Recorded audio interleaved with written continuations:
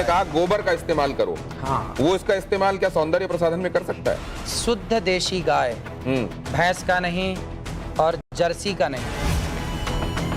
तो मेरा ग्रेड बता दीजिए मुझे, और दूसरा कि अगर हम बाहर काम करने वाली आपका कामकाजी ग्रेड तो आप महिलाएं अच्छे से जानती होंगी कि आप कितना लड़ती हैं और कितना शांति से रहती हैं, कितनी संस्कारी हैं। आज का समाज बिल्ली की पॉटी कॉफी पी रहा है।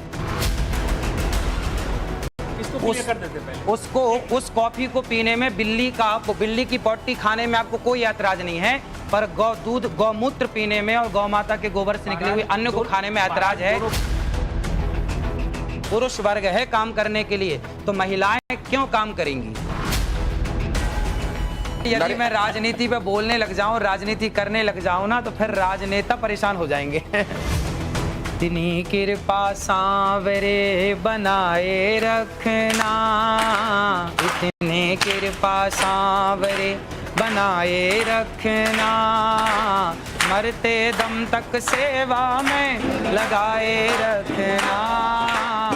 वसुदेव सुतम देवम कंस चाणूरमर्दनम देवकी परमानंदम कृष्णम वंदे जगतगुरुम। उन्हीं जगतगुरु के धाम से आज हमारे पास वो पहुंचे हुए हैं जिन्हें पूरी दुनिया स्वामी अनिरुद्धाचार्य के नाम से जानती है। बहुत स्वागत है आपका। राधे राधे। धन्यवाद। राधे राधे। और अनिरुद्धाचार्य जी के विषय में, अनिरुद्धाचार्य जी आपको मैं आज वहां लेकर चलता हूं जहां बहुत सारे लोग आपसे चर्चा के लिए इंतजार कर रहे हैं। लेकिन अनिरुद्धाचार्य जी ने आज तक जो बातें कही हैं, एक तो सबसे पहली बात ये कि आप जानते हैं कि उनके कथा में पहुंचने वाले हजारों लाखों की तादाद में लोग होते हैं, और उतने ही सारे लोग उनसे बल्कि कहीं ज्यादा 11 मिलियन बल्कि ज्यादा बताए जाते हैं वो लोग जो एक एक प्लेटफॉर्म में, इसी तरीके के कई मिलियन दूसरे प्लेटफॉर्म में, एक सोशल प्लेटफॉर्म में उनके साथ इसी तरीके से मिलियंस में फॉलोअर्स जुड़े हुए हैं।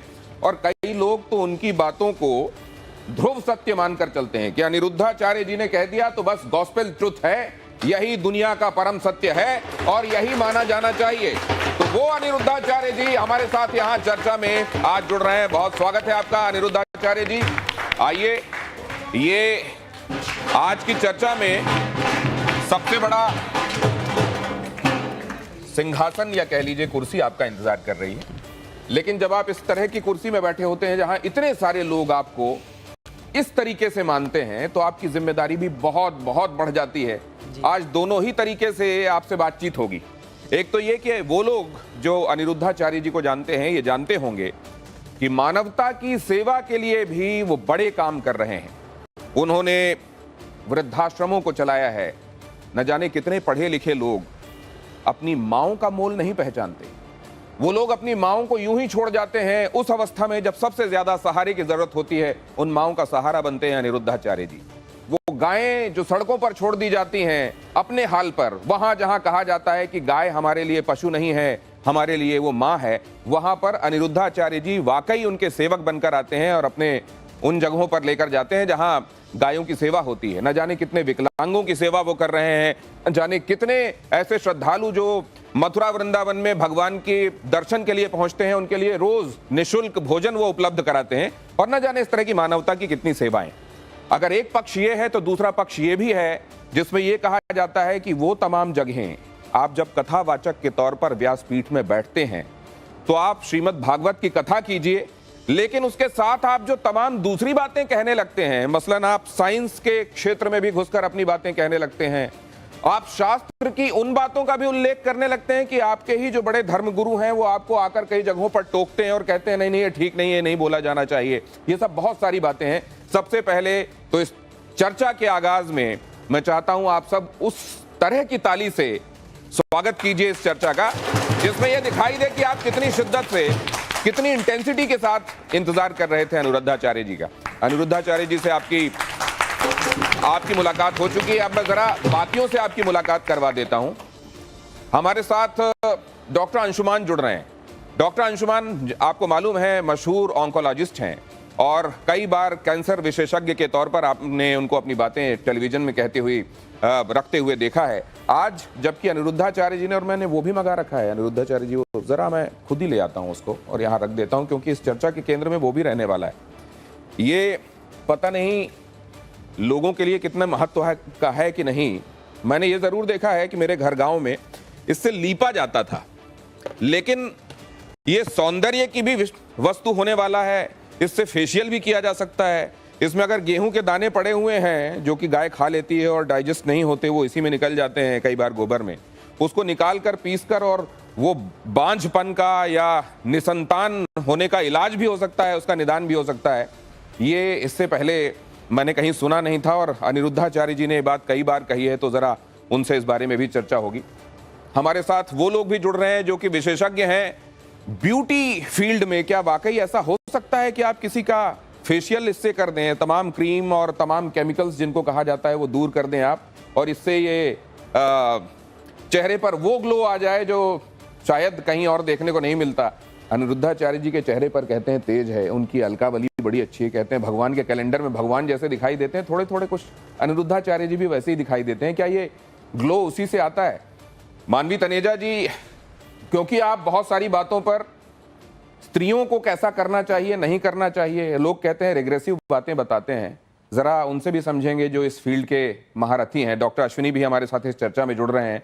और हमारे साथ ये देखिए जो एंकर्स यहाँ बैठी हुई हैं, ये आज कोई मॉर्निंग ड्यूटी में आया था, आपका इंतजार करते हुए यहाँ रुका हुआ है क्योंकि उनके पास अपने अपने सवाल हैं।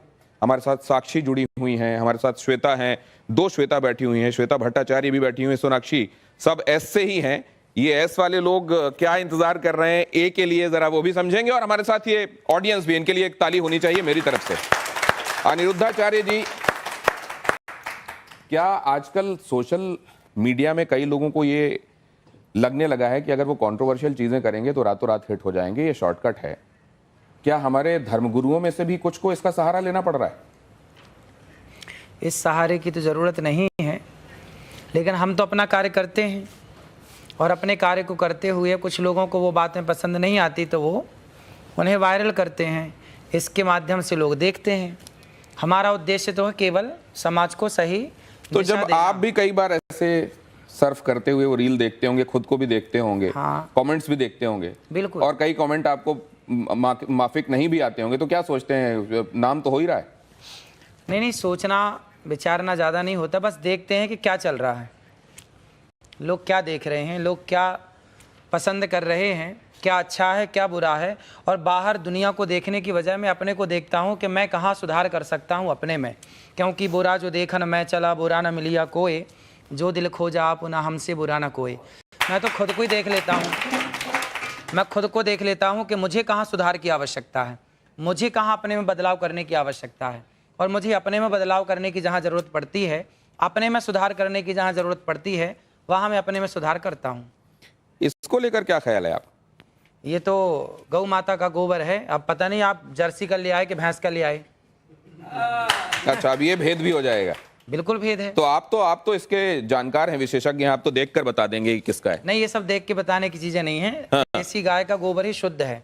लेकिन ऐसे देखकर पता नहीं चलता? नहीं, ये पता चलता, उसके भी गुण होंगे, पर वो यहाँ पे अब कहाँ लिबर्टी ले आए हम आपके बीच में। तो ये क्या ये इसको, जैसे अगर कोई आपके जितना जानने वाला नहीं है, उसको शुद्ध के बारे में पता नहीं है, शुद्ध देसी आपने कहा गोबर का इस्तेमाल करो, हाँ, वो इसका इस्तेमाल क्या सौंदर्य प्रसाधन में कर सकता है? शुद्ध देशी गाय, भैंस का नहीं और जर्सी का नहीं, जर्सी का तो बिल्कुल नहीं, भैंस का तो बिल्कुल नहीं, केवल शुद्ध देसी गाय, वेद लक्षणा। उस गाय के गोबर में गुण हैं, उस गाय के गौमूत्र में, अर्क में गुण हैं, सबके मूत्र में गुण नहीं है। नहीं तो अगर इस तरीके से गोबर आपको कहीं मिले तो उसको सौंदर्य प्रसाधन के तौर पर इस्तेमाल नहीं करना चाहिए? ये गोबर खेतों में डाल के खाद बनाने के काम का है, लेकिन जो देशी गाय का गोबर है वह आपके लिए अमृत का। आपने क्या कहा था गोबर के संदर्भ में? क्या आपने इस तरीके के तरीके के भेद बताते हुए कहा था? जरा वो देखते हैं, वो सुनते हैं, एक बार दिखाइए जरा, फिर उसके बाद चर्चा में वापस आता है। आपने कभी गाय के गोबर से अपने मुंह को धुला? नहीं।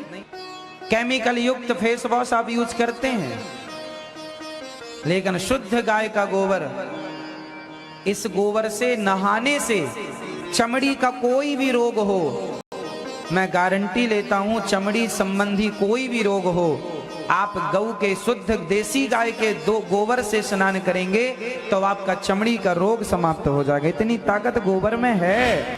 देखिए, मैंने कहा, और सिर्फ इतनी बात नहीं है, बांझपन का भी इलाज है ये। तो ये गाय के संदर्भ में आपने कहा, ये बात स्पष्ट है।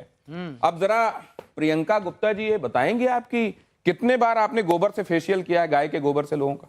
हाँ सर, मैंने तो आज तक जो मेरी इंडस्ट्री है इसमें मुझे कहीं पे भी पढ़ाया और सिखाया नहीं गया कि गोबर से आप फेशियल कर सकते हो या गोबर से अपनी स्किन को चमका सकते हो। और जैसे कि बाबा जी बता रहे हैं, और अगर ऐसा है तो इसके ऊपर रिसर्च जरूर करना चाहिए।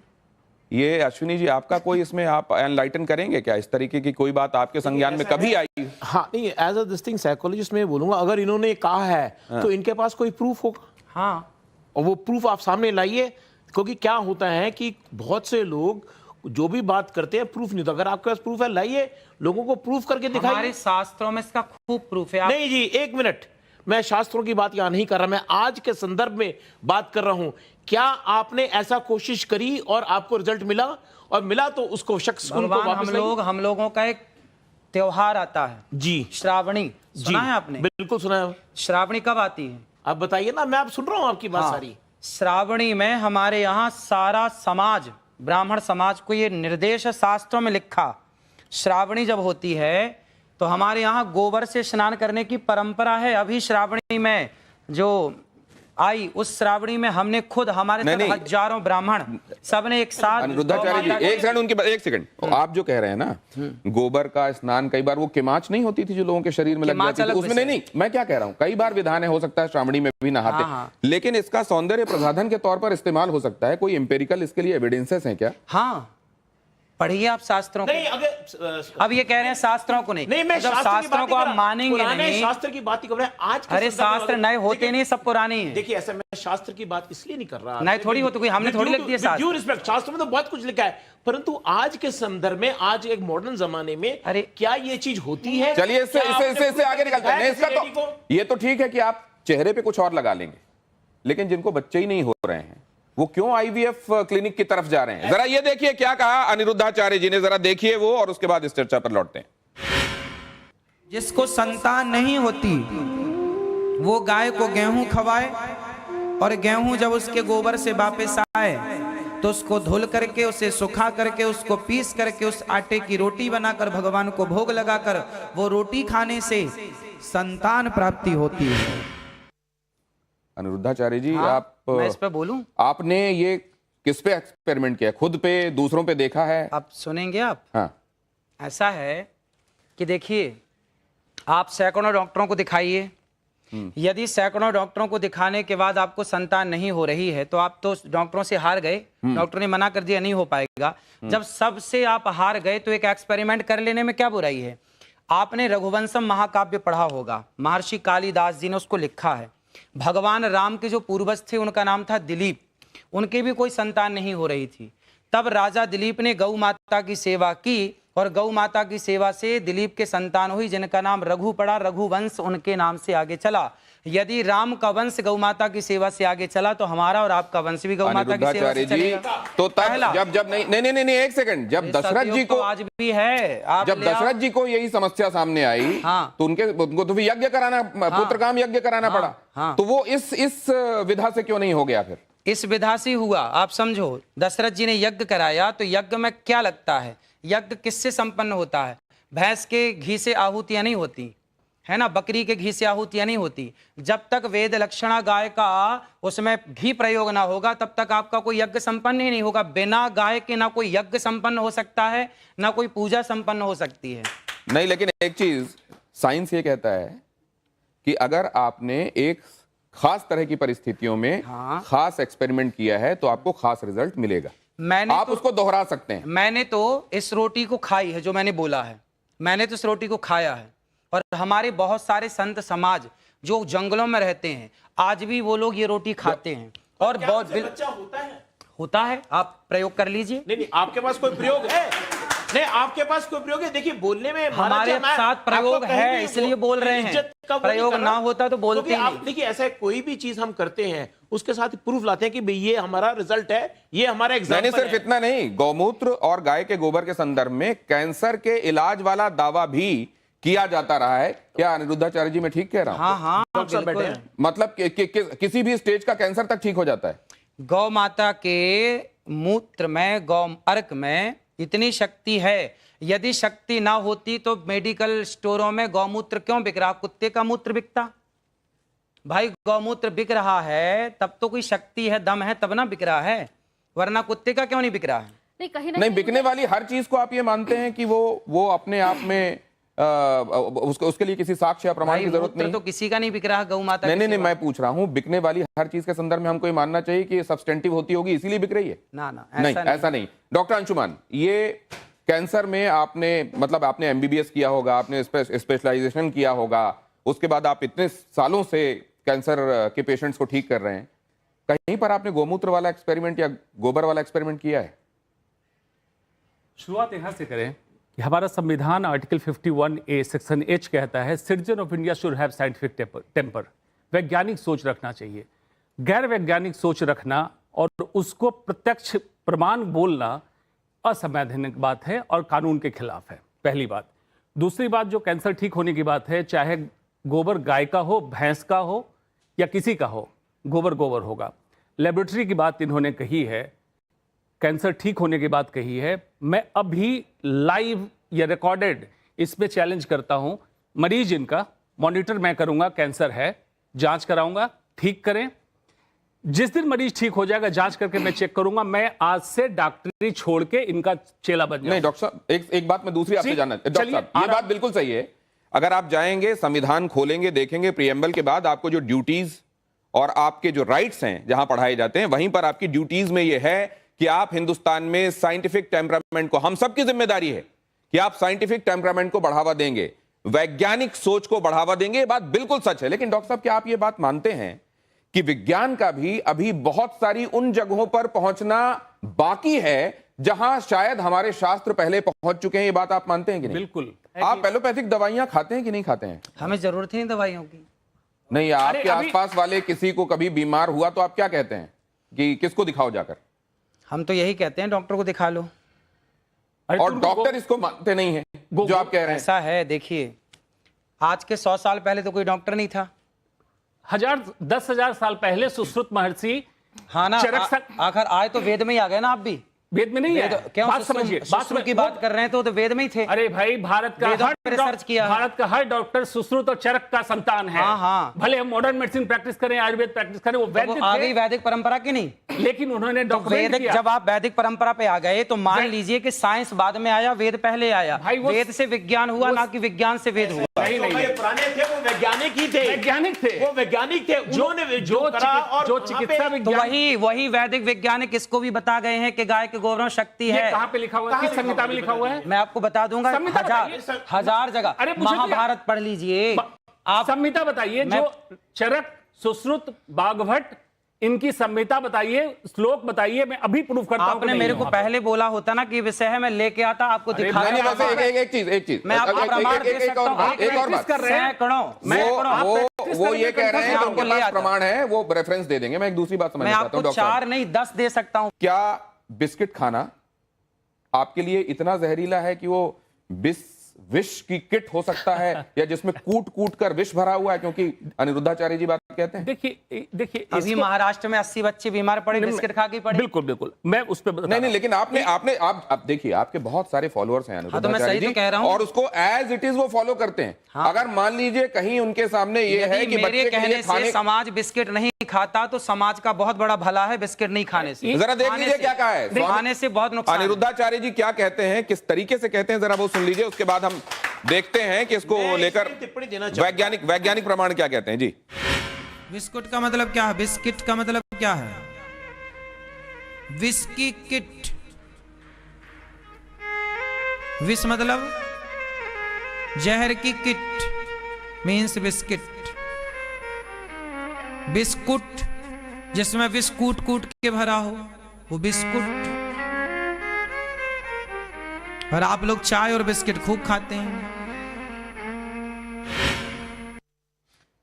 तो फिर बाकी चीजों के संदर्भ में, क्योंकि ये तो कहा जाता है कि जो पैकेज्ड है वो उतना बढ़िया नहीं है जितना फ्रेश है। आप जब कोई चीज ताजी खाते हैं उतनी बढ़िया नहीं है जिसको आपने को भीतर से खूब समझ रहे हैं कि बिस्किट में मैदा चीनी के सिवा कुछ नहीं है, लेकिन आपको इसमें नहीं, क्या ये विष की तुलना हो सकती है? जहर से तौल सकते हैं आप इसको? भाई बेटा, ये बच्चे को माँ क्या बोलती है? लड्डू खा लेनी हवा आ जाएगा।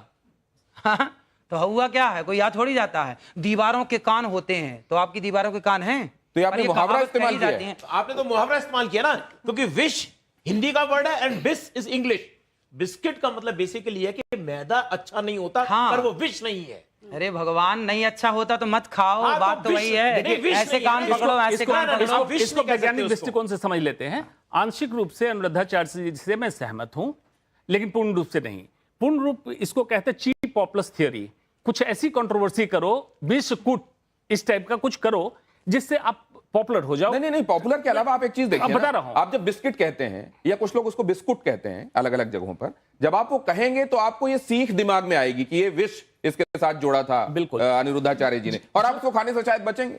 बिल्कुल सही है ना। लेकिन अगर ये ना कह के अनिरुद्धाचार्य जी आप ये कहें कि आप ताजा खाइए, Exactly. ताजा पकाइए, ताजा खाइए, आप जो डब्बा बंद है बहुत दिनों से पैकेट में है उसको मत खाइए, तो ये क्या ये ज्यादा साइंटिफिकली सही नहीं होगा और आप विवादों से भी के बचेंगे? आगे की वीडियो में सब तो कहा गया, पर आप सुन कहाँ रहे हैं? आप तो केवल 5 सेकंड का सुन रहे हैं। आगे तो कुछ भी और भी तो कहा गया है। हम तो 3 घंटे कहते हैं, आप सुनने को कहाँ तैयार हैं? आप तो सुनो बस वही रहे हैं जो आपको चाहिए। महाराज जी, बात आप- ऐसा आप- है आप एक कि सेकंड। जो ह्यूमन माइंड होता है ना, एक ह्यूमन माइंड सेकंड। वही पकड़ता है एक जो वो सेकंड सुनना चाहता है। अश्विनी जी, मैं दूसरी बात कह सही रहा है, हूं। पर हम तो बोलते आगे और भी, हम तो ये बोलते हैं अनिरुद्धाचार्य अंकुरित अनाज खाइए। आप मुझे कह सकते हैं आप पूरा नहीं सुनते, आप डॉक्टर साहब को कह सकते हैं, लेकिन जब कई महामंडलेश्वर आपसे आकर पूछने लग जाते हैं कि तो विज्ञान बिस्कुट तो की वजह से नहीं छोड़ो, पूछते। विज्ञान तो छोड़ो, आप तो शास्त्र में भी एनक्रोच करते हो। आपने बता दिया कि शिव जी जो हैं वो उनके जीजा हो गए कृष्ण। दिखाओ वीडियो कहाँ। नहीं, आपने फिर माफी किस चीज की मांगी?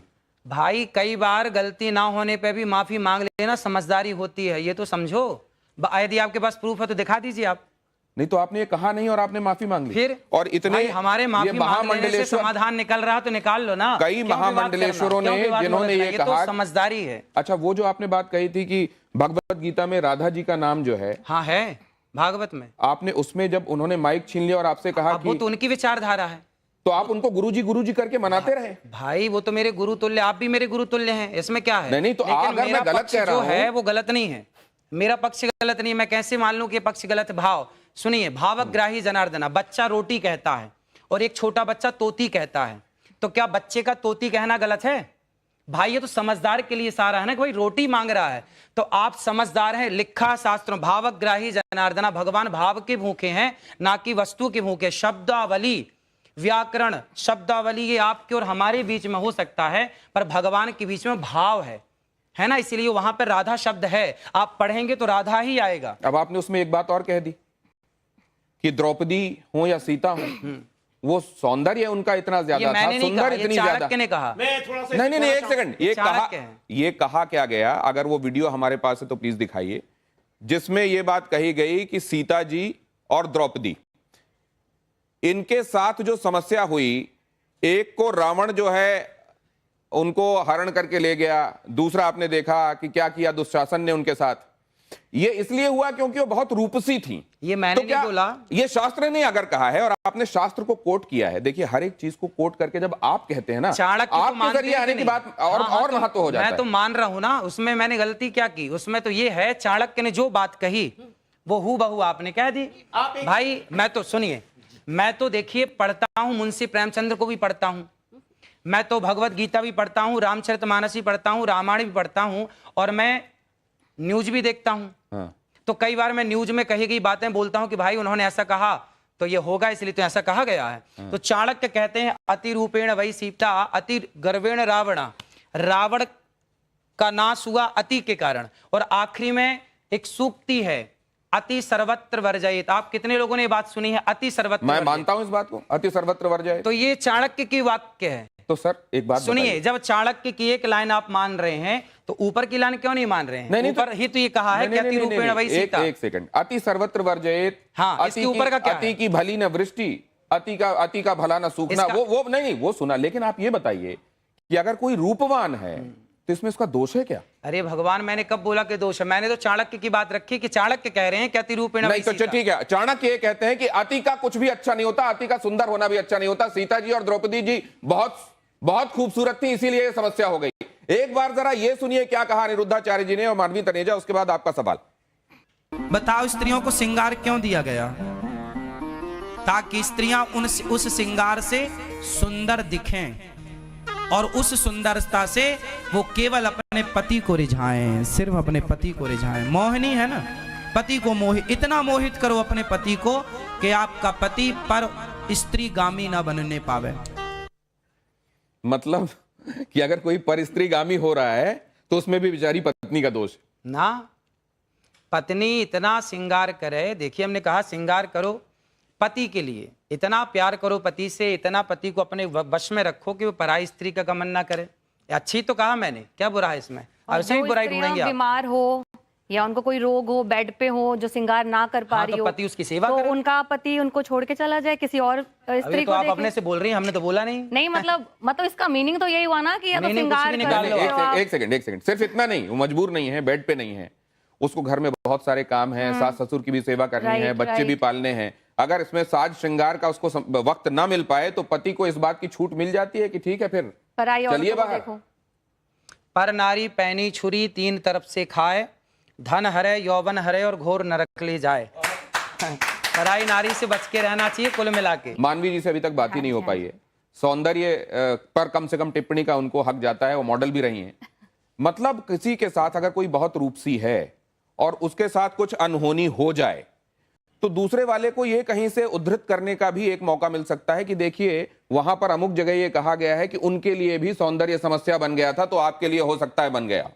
नहीं देखिए, मैं तो ये बोलना चाहती हूँ कि मुझे चिंता का विषय क्या है कि इनके बहुत ज्यादा फॉलोअर्स हैं और जिस हिसाब से ये अपना टिप्पणी देते हैं या जिस हिसाब से ये सलाह देते हैं अपने फॉलोअर्स को, तो ये जो अनभक्त है उनको फॉलो करते हैं, तो समाज को ये कहाँ लेके जा रहे हैं, उस चीज़ का मुझे बहुत चिंता है। दूसरी बात, ये कहते हैं गाय के गोबर से आप फेशियल करें या आप उसका सेवन करें, तो आचार्य जी के हिसाब से तो डर्मेटोलॉजिस्ट नहीं होने चाहिए, स्किन स्पेशलिस्ट होना नहीं चाहिए, क्योंकि वो सारे के सारे इन्हीं के पास आए। इनके हिसाब से कोई कैंसर का डॉक्टर नहीं होना बात आप कह रही हैं। ये क्यों कह रही है बताता हूं मैं। क्योंकि आपने सिर्फ ये नहीं कहा कि गाय के गोबर का इस्तेमाल करोगे, तो आपने ये कहा कि मैं गारंटी देता हूं, मैं गारंटी देता हूं कि त्वचा के समस्त रोग नष्ट हो जाएंगे। और उनका कोई प्रूफ नहीं है, तो इसका मतलब सारे डॉक्टर्स को छोड़ के सारी की सारी महिलाओं को आपके पास आना चाहिए। कहीं ना कहीं आपकी बात में सच्चाई नहीं है, इसीलिए कोई महिला आपके पास नहीं आई है। देखो, और जवाब लीजिए ना, जवाब लीजिए। देखो ऐसा है, ये सारी बातें जो हम कह रहे हैं ना, ये अभी आप लोगों की समझ के परे हैं। जब आप शास्त्रों को पढ़ेंगे, सत्संग करेंगे, गाय के बारे में रिसर्च करिए, गाय के बारे में थोड़ा जानिए। भी नहीं होना चाहिए। गाय को आप जानते हैं, जो डॉक्टर गाय के बारे में क्या जानते हैं? तो गर्भ होने के लिए और इतनी बड़ी विडंबना है कि हम अपने भारत देश में बैठकर, जिस देश में मैया भागवत जी में लिखा, आप अभी मांग रहे थे ना, भागवत जी में लिखा है, मैं आपको दिखा सकता हूं प्रूफ। जब भगवान श्री कृष्ण को पूतना लेकर के गई और भगवान ने पूतना को मारा, उस प्रसंग में 10वें अध्याय में यह लिखा है कि मैया यशोदा ने कन्हैया को गौ माता के गोबर से स्नान कराया, लिखा है ऑन रिकॉर्ड। अब विडंबना देखिए कि भारत देश में बैठ करके गौ माता का प्रमाण इस तरह से देना पड़ रहा है। बिल्कुल नहीं, सवाल कुछ और है, आप कुछ और कह रहे हैं। और सुनिए, आपने कहा अनुरुद्धाचार्य जी गारंटी की बात कर रहे हैं। हाँ, गारंटी। तो डॉक्टर्स क्या करेंगे फिर? भैया ने बोला ना कि लिखा हुआ दिखाओ। भागवत जी ले आइए, यदि आपके पास स्टूडियो में हो तो मैं लिखा हुआ दिखा दूं। बात कर लेते हैं। पहले मैं एक बार दे दूं आपकी बात का। इन्होंने कहा लिखा, आप ले आइए, आप ले आइए, आपके पास भागवत जी हो, भागवत जी के 10वां स्कंद खोल लीजिएगा और 6वां 7वां अध्याय खोल लीजिएगा। मैया यशोदा कन्हैया को इससे गोबर से स्नान कराती है, भागवत जी में लिखा है। दूसरा, आपने कहा कि गाय के गोबर में गेहूं है, उस गेहूं को खाने से बच्चा पैदा होगा। अरे भाई, एक बात तो समझिए, ये मॉडल जमाने के लोग बैठे हैं, आप भी मॉडल जमाने के हैं। आज के जमाने के लोग बिल्ली की पॉटी की कॉफी पी रहे हैं। एक महिला ले आइए जिसका आपने इलाज करा हो और आपके ये गाय के गोबर से, जब सुन लीजिए, पहले अभी मैं आपको 10 लाख के खड़ी कर दूं। तो बहुत चलती हैं। जब एक महिला को आपको लाना पड़ेगा ना, देखिए प्रूफ तो दिखाना पड़ेगा, सुन लीजिए, क्योंकि आपके जो संगत में बैठे होते हैं, आप ही के लोग होते हैं। सिर्फ इतनी बात नहीं है, उन्होंने एक और बात कही, बिल्ली की पॉटी जिसमें मिली होती है वो कॉफी। मुझे लगता है कि अनुरुद्धाचार्य जी को इस बात को लेकर कोर्ट में इसलिए जाना चाहिए क्योंकि ये सनातन के इस देश में अगर वो कॉफी पी जा रही है तो बड़ा मुश्किल है। लेकिन जरा एक सेकंड, ये महिला एंकर्स भी यहाँ बैठी हुई हैं, पहले मेरी बात पूरी तो होने दीजिए। आज का समाज बिल्ली की पॉटी की कॉफी पी रहा है, इसको क्लियर कर देते पहले। उसको उस कॉफी को पीने में, बिल्ली की पॉटी खाने में आपको कोई ऐतराज नहीं है, पर गौ दूध गौमूत्र पीने में और गौ माता के गोबर से निकले हुए अन्न को खाने में ऐतराज है। दोनों बातें ये clear बड़ी करिए। कौन सी कॉफी की बात कर रहे मैं हैं बता रहा हूँ, आपको पता नहीं है, आप रिसर्च कीजिए। नहीं मैं बता रहा हूँ अफ्रीका में आउट ऑफ सिलेबस क्वेश्चन आता है ना, तो आप सामने वाले पे डालते हैं। मैं इनके पास कभी भी आउट ऑफ सिलेबस क्वेश्चन पूछते हैं ना, तो सामने वाले पे डालते हैं। आउट ऑफ सिलेबस नहीं है मैडम, ये बिल्ली की पॉटी और गाय की पॉटी में एक समानता है। एक सेकंड एक एक करके ये कॉफी की कहानी इनको बता देता हूँ। मैं उस जगह जा चुका हूँ।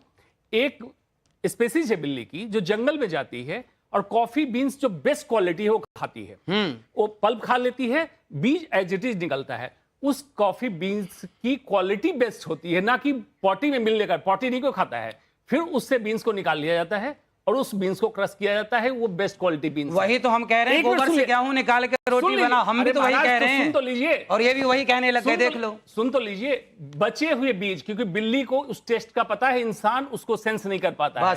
इसीलिए coffee tester, T tester, wine taster, एक सर्टेन क्वालिटी के लोगों को रखा गया। एक बात।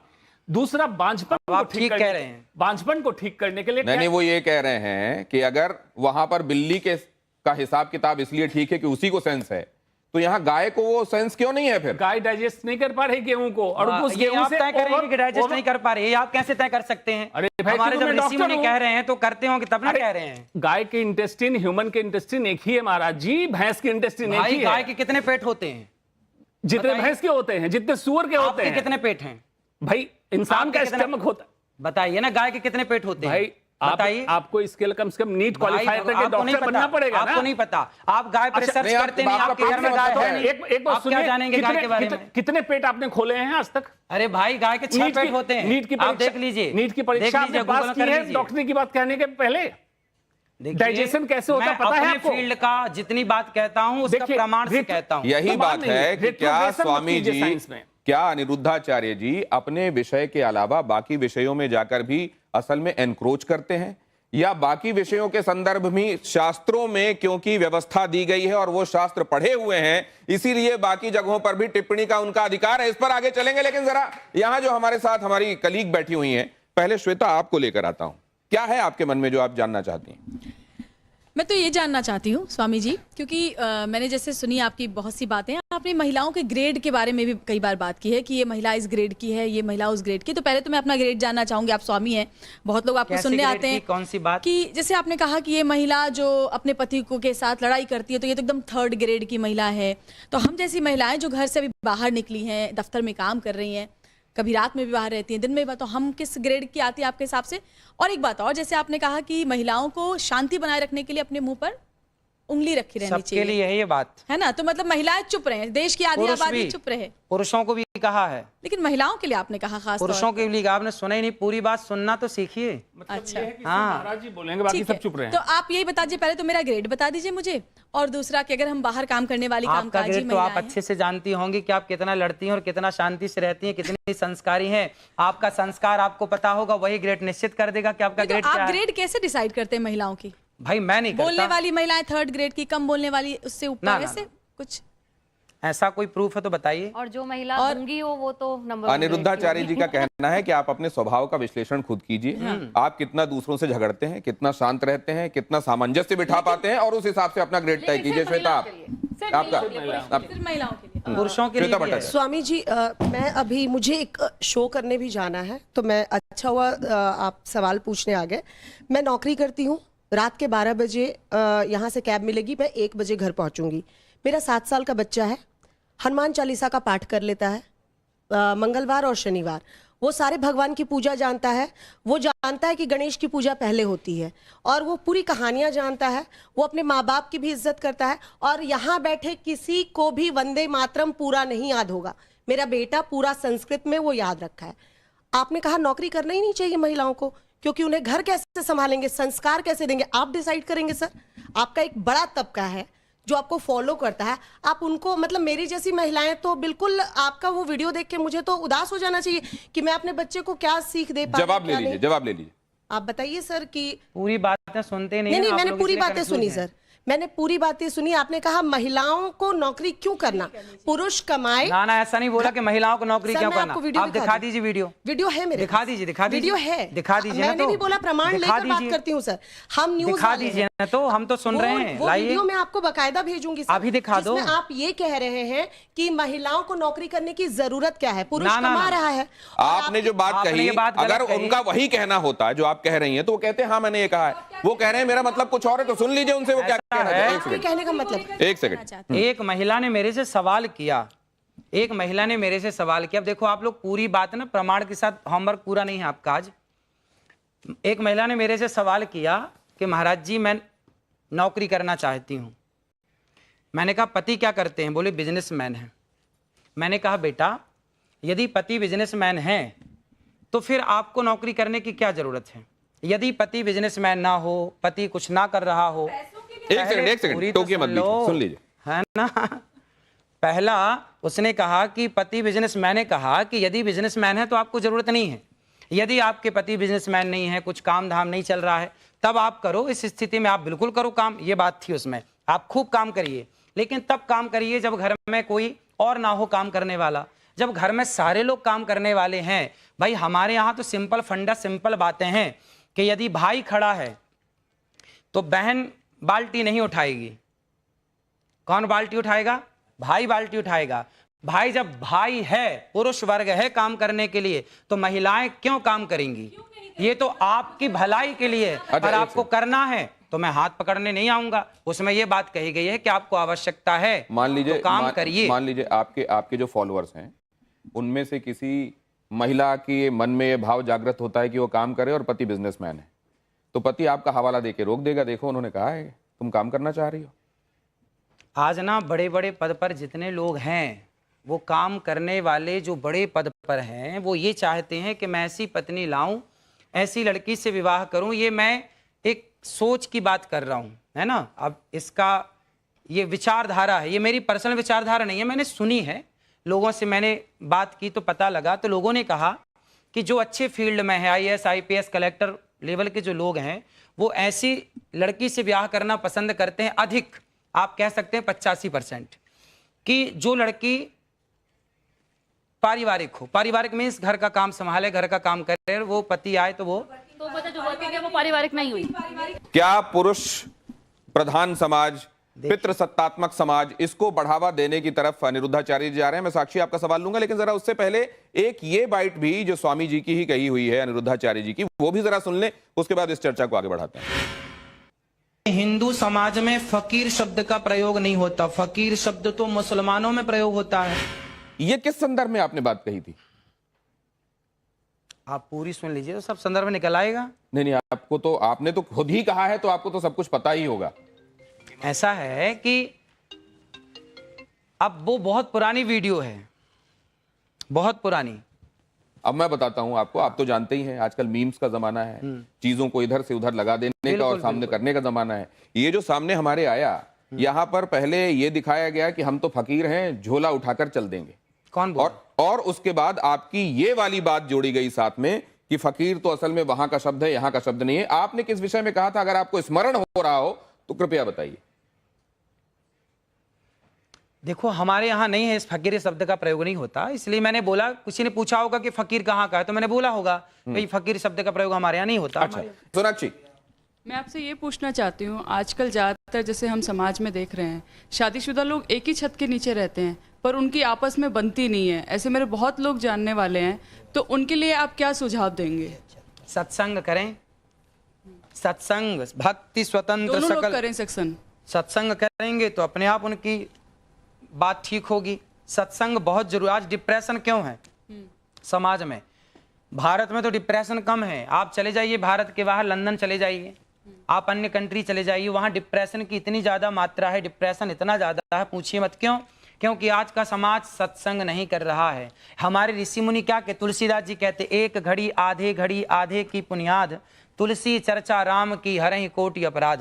थोड़ा ही सही सत्संग जरूर करिए, अपनी माँ के साथ बैठ के करिए, भगवत चर्चा करिए, अच्छी बातें करिए, अपने पिता के साथ बैठ के करिए, पति के साथ करिए, बेटे के साथ करिए, लेकिन सत्संग जरूर करिए। मैं बड़ी देर से आपकी बातें सुन रही हूँ, आपकी सारी बातें मैंने सुनी, लेकिन इस बीच में सवाल मेरे कई सारे हैं। लेकिन पहला सवाल तो मेरा ये होगा, आपने एक बयान में कहा कि मर्यादित कपड़े पहनने हैं, तो ये मर्यादित कपड़े क्या होते हैं, पहले तो आप ये बता दीजिए।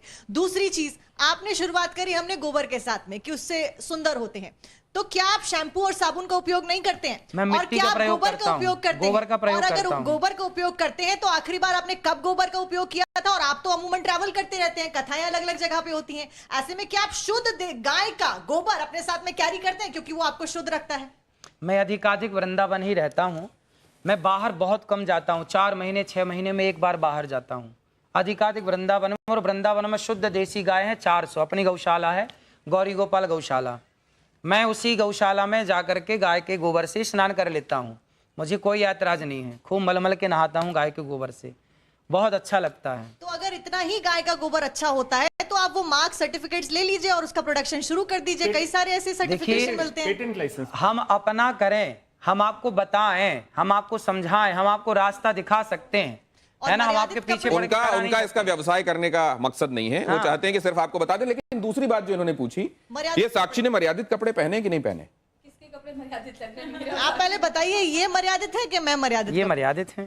तो ये मर्यादित नहीं है, तो फिर तो मैं आपके किसी पैमाने पे सेट ही नहीं बैठती हूँ ना। मैंने मर्यादित कपड़े पहने हैं, मैं बिस्कुट भी खाती हूँ। नहीं, एक सेकंड, आप बिस्किट खाती हैं, आप कुकीज कह के खाती होंगी शायद, इसलिए ठीक है। नहीं, लेकिन क्या यहाँ पे हम मर्यादित और अमर्यादित के हिसाब से कपड़ों को देख के जजमेंट कर सकते हैं अनिरुद्धाचार्य जी? देखो, आप सब खूब भीतर से बात समझ रहे हैं, अब बाहर से ना बोले बोला विषय है। आप इस बात से सहमत हैं या नहीं कि हम जो देखते हैं, छोटा बच्चा आपको आरती करते देखेगा ना, वो भी आरती करेगा। बच्चा घंटी हिलाते देखेगा, वो भी घंटी हिलाएगा। बच्चा जो करते देखेगा, तो बच्चा वो जब आप पहले पूरी महिलाओं बात की सुन इज्जत नहीं लीजिए। करोगे तो बच्चा उसी चीज को उनकी फॉलो बात करेगा। सुन लीजिए बस, फिर उसके बाद है अपनी ना। बात। ऐसा है कि बच्चा जो देखता है वो करने का प्रयास करता है, समाज जो देखती है वो असर उसके भीतर होता है। आप माने या बिल्कुल मत माने मेरी बात को, लेकिन आपने अश्लीलता देखी है सामने, तो आपके दिमाग में वो अश्लीलता भरी होगी। लेकिन जब ये कहा जाता है कि आप कपड़ों के विषय में बात मत कीजिए, आप अपनी सोच बदलिए, क्योंकि कपड़ों के संदर्भ में अगर आप बात करते रहेंगे तो असल में आप एक तरीके से उन लोगों को बढ़ावा दे रहे हैं जो अपराध करते हैं। एक सेकंड, तो इसको आप कैसे मानते हैं?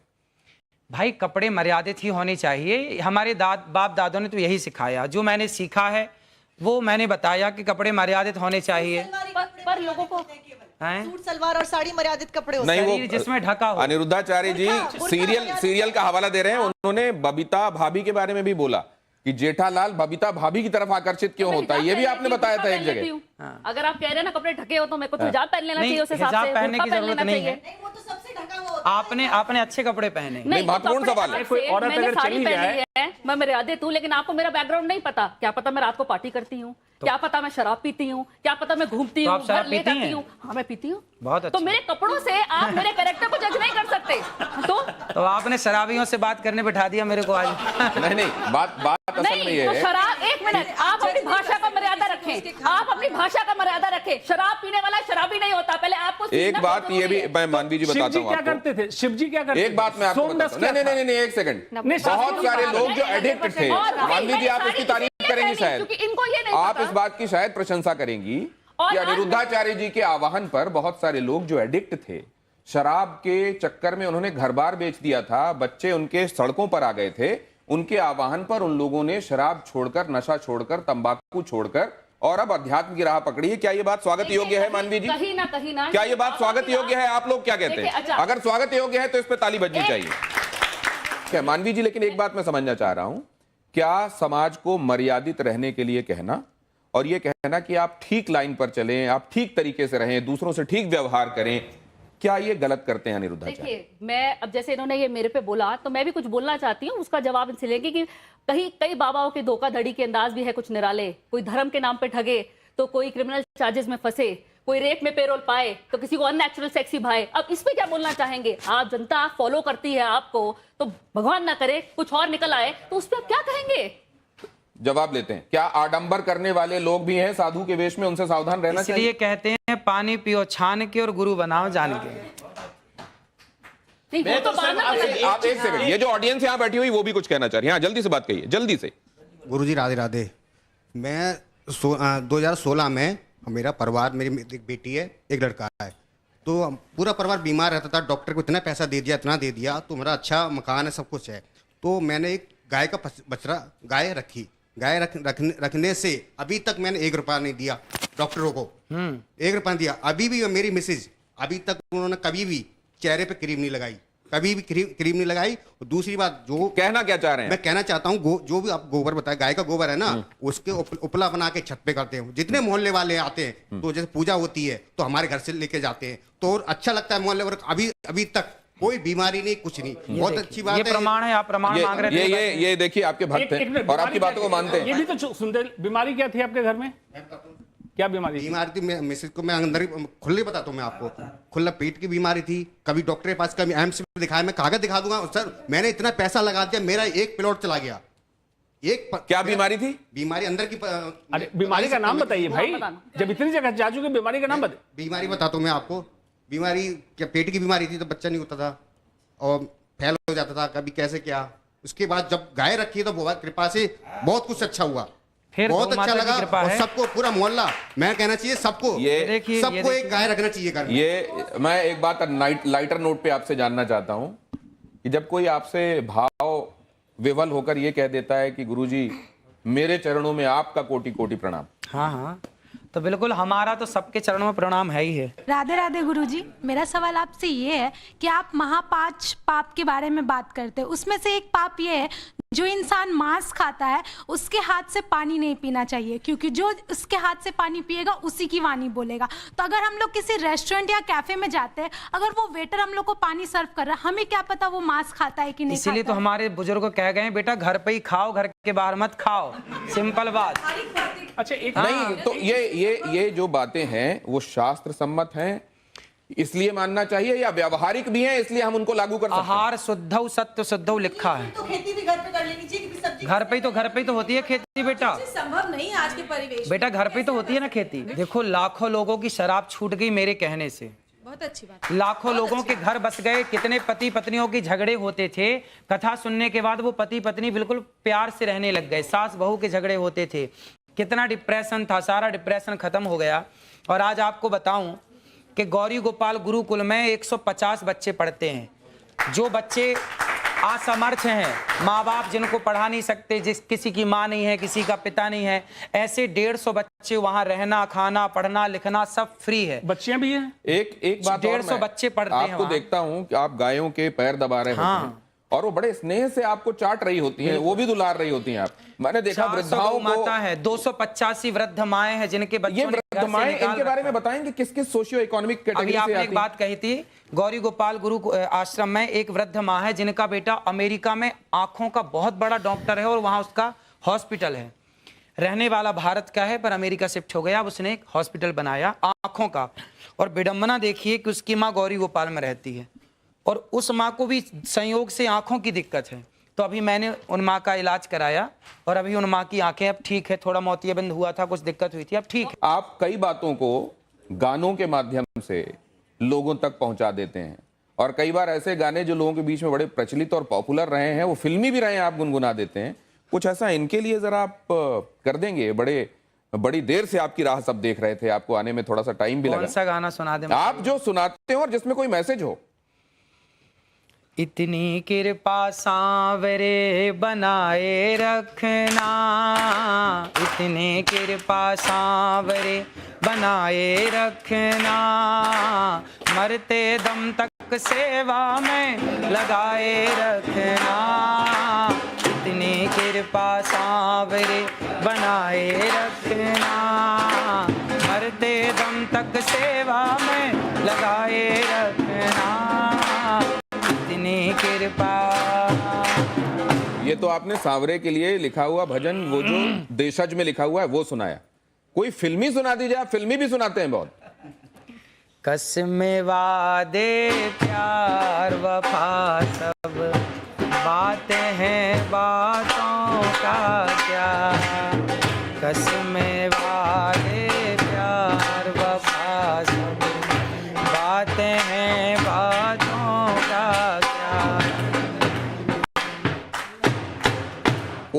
कोई किसी का नहीं है, झूठे नाते हैं, वहां नहीं गए आप? कोई किसी का नहीं ये झूठे नाते हैं, नातों का क्या, कसमें वादे प्यार वफा सब बातें हैं, बातों का क्या। नहीं, लेकिन आपकी कस्में लोगों की सेवा के लिए, आपके वादे लोगों के लिए, आप आगे भी सेवा करते रहेंगे, वफा उनसे, ये तो सब सच है, हम देख रहे हैं। जरा ये आप तख्ती दीजिए मुझे, यस और नो वाली। जिसकी लाठी उसकी भैंस। ये है, देखिए इसमें क्विक क्वेश्चंस में आपके पास दो ऑप्शंस होंगे, एक तो ये हाँ का ऑप्शन है और दूसरा नहीं का। आपको जो सही लगे वो उठा दीजिएगा। ये इसी में दोनों हैं। आप हिंदी वाला चाहे हिंदी वाला, अंग्रेजी वाला चाहे अंग्रेजी, आपको ये सुविधा है। अब पहला सवाल मैं आपसे कर रहा हूं, इसमें आपको जो सही लगे हाँ या ना वो उठा दीजिएगा। आप दोनों एक ही कर लें तो ज्यादा अच्छा रहेगा। ये जैसे आपका ये हाँ हो गया और इसको नहीं कर लीजिए। अब आपको जो उठाना है वो उठा दीजिएगा, ठीक है? ठीक। इससे आपको पता भी रहेगा कि ये कौन सा वाला है। अखिलेश यादव का कहना है कि मठाधीश और माफिया एक हैं। योगी आदित्यनाथ का कहना है कि बटेंगे तो कटेंगे। क्या ये सही है? बिल्कुल सही है। राहुल गांधी का कहना है कि भारत में कौशल की कमी नहीं है, बल्कि कौशल रखने वालों का यहां सम्मान नहीं होता।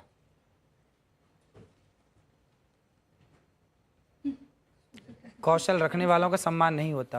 भारत में कौशल की कमी नहीं है, बल्कि कौशल रखने वालों का यहां सम्मान मतलब नहीं भारत होता। में योग्यता, टैलेंट की कमी नहीं है, पर टैलेंट वालों का सम्मान नहीं है। नहीं ये होता, बात ये सही है।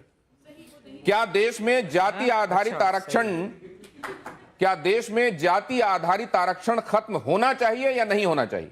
जातिगत आरक्षण, भाई ऐसा है कि जो गरीब हैं, जो वास्तविक में गरीब है, चाहे कोई भी हो, सबको आप हाँ या ना में जवाब दे सकते हैं। इसमें जातिगत आरक्षण खत्म होना चाहिए या नहीं होना चाहिए? अनिरुद्धाचार्य जी कह रहे हैं जातिगत आरक्षण खत्म होना चाहिए। वक्फ बोर्ड की मनमानी पर सरकारी लगाम जरूरी है या नहीं है? वक्फ बोर्ड की मनमानी पर सरकारी लगाम जरूरी है या नहीं है? हाँ है। क्या मुस्लिम सोची समझी रणनीति के तहत अपनी आबादी बढ़ा रहे हैं? हाँ, ऐसा हो रहा है। नरेंद्र मोदी के खिलाफ लगातार बयानबाजी होती है। क्या ये ट्रेंड खतरनाक है और जानबूझकर चलाया जा रहा है? देखो, राजनीति के ज्यादा सवाल मेरे से मत पूछो, क्योंकि राजनीति मेरे को आती ही नहीं है। राजनीति नहीं आती। ये राजनीति भी शास्त्र इसके संदर्भ में भी बताते हैं। वो जब मैं चाणक्य ने बोला, चाणक्य तो पूरा इसी पे बोल गए। आपके हिसाब क्या से है, यदि मैं राजनीति पे बोलने लग जाऊं, राजनीति करने लग जाऊं ना, तो फिर राजनेता परेशान हो जाएंगे। तो आप इस बारे में क्या कहते हैं? क्या इसलिए नरेंद्र मैं मोदी के चाहता खिलाफ हूं कि अभी टिप्पणियां मैं- जानबूझकर होती हैं? अभी मैं कथा करूं। अच्छा, ठीक और है। आपके प्रश्न का क्या उत्तर आप वायरल होने के लिए विवादित बयान देते हैं, यस या नो? ना भैया, ना। आपने हाँ उठा दिया था धोखे से। क्या स्त्रियों की मानहानि साक्षात लक्ष्मी और सरस्वती की मानहानि है? हाँ, स्त्रियों की मानहानि नहीं होनी चाहिए। मानहानि नहीं होनी चाहिए। आप आखिरी सवाल जरा मुझसे यह भी बता दीजिए कि कंट्रोवर्सी से अनचाहे भी आपको फायदा होता है फॉलोअर्स बढ़ाने में या नहीं होता है? हाँ या ना? देखो, हम लोग फॉलोवर्स बढ़ाने के पीछे नहीं भागते, हम अपना काम करते हैं। अब देखिए, गौरी गोपाल आश्रम में हमारे को काम है माओ के पांव दबाना। मैं माओ के पांव दबाता हूं। देखिए, गौरी गोपाल आश्रम में ना ब्राह्मण माता भी है, क्षत्रिय माँ भी है, वैश्य माँ भी है, शूद्र माँ भी। मैंने आज तक किसी माँ से कोई जात नहीं पूछी। जो जातवाद की दीवार है, उस दीवार को गिराने का जो मैंने प्रयास किया है, वो समाज को मानना चाहिए। और सभी माओ के मैंने चरण दबाए हैं एक साथ, और सभी माएँ वहाँ सुखपूर्वक रहती हैं। तो मैं तो सेवक हूँ, मैं तो पाँव दबाना जानता हूँ माओ के, माओ का सम्मान करना जानता हूँ, नारी की इज्जत करना जानता हूँ। और नारी की इज्जत इसलिए करता हूँ क्योंकि नारी साक्षात लक्ष्मी है। अनिरुद्धाचार्य जी के फॉलोअर्स में महिलाओं की भी बड़ी तादाद है। अगर आप देखें, खासतौर से सोशल मीडिया फॉलोअर्स को अगर आप देखें, तो महिलाएं बड़ी तादाद में उसमें हैं। तो एक निवेदन ये भी, महाराज आप वैसे शास्त्रों का अपने हिसाब से विश्लेषण करने के लिए आप उसके विशेषज्ञ हैं, लेकिन इस तरीके की बातें जो असल में शास्त्र कह रहे हैं, लेकिन व्यवहार में उसका बहुत आप पर रिपरकशन होता है, हो सकता है। क्या आप आने वाले दिनों में उससे गुरेज करेंगे या आपका काम यथावत चलता रहेगा? देखिए, हम तो सीधी बात कहते हैं, अच्छी लगे तो अच्छी है, बुरी लगे तो बुरी है। क्या करें, सीधी बात कहने की आदत है। अब जो सीधी बात कहेंगे तो बुरा लगता है कुछ तो लोगों को। सीधी बात हम कहते नो रहेंगे, बकवास। जिसको अच्छा लगता है। नो बकवास, ये तो आपने ऐड भी कर दिया असल में किसी का अनजाने। सीधी ये, लेकिन उन्होंने एक वादा किया आज कि आने वाले दिनों में विषय विशेषज्ञों को, जो सब्जेक्ट के एक्सपर्ट होंगे, उनको जरूर अपने साथ बिठाएंगे और उनकी टिप्पणियां भी लिया करेंगे। मुझको लगता है इसी से बहुत सारा समाधान हो जाने वाला है। बहुत धन्यवाद आप सभी का मेरे साथ आज चर्चा में जुड़ने के लिए। अनिरुद्धाचार्य जी, आपका विशेष रूप से बहुत बहुत धन्यवाद और आभार। धन्यवाद, धन्यवाद आप सबका।